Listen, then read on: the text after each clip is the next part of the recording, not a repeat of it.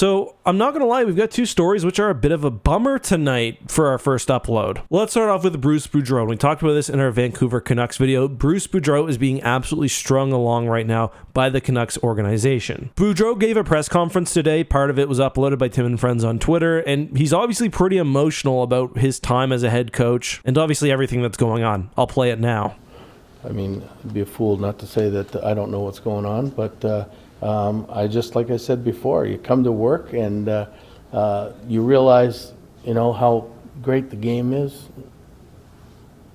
No, it's I saw you get a little emotional just now. What does it mean to you to be a head coach in this league? I'll talk later. Thank you. Thanks, Bruce.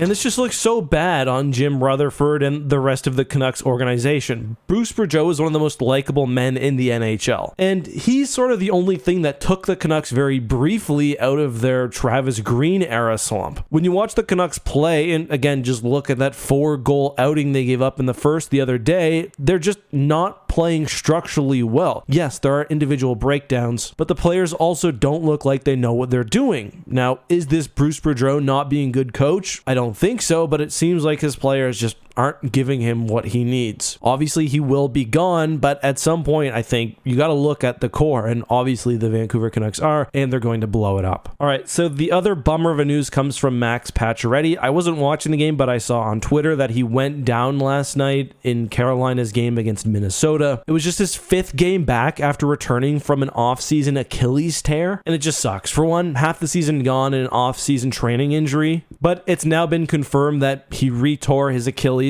Undoubtedly, he'll be back for the rest of the season, and I've got to wonder whether this is the end of Patch's career. I really hope not. He's been one of my favorite players to watch. I sort of loved to hate him when he played for the Canadiens back in the day. But I mean, he's obviously still a productive player. He had almost 20 goals last year. He had 3 in his 5 games this year, but at 34, you just gotta wonder. Carolina's great this year, and it's also a shame for their team that they'll lose out on Patches, but assuming he moves to LTIR, they'll get $7 million in cap. There's a lot of room there. I mean, I don't know whether they'll try to go for a Bo Horvat type of player, but this is also the end of Pacioretty's contract, so they may have room to re-sign him if they want to do a sign-and-trade or something. I don't know. But that's all for me. Thanks again for watching, and I'll see you soon.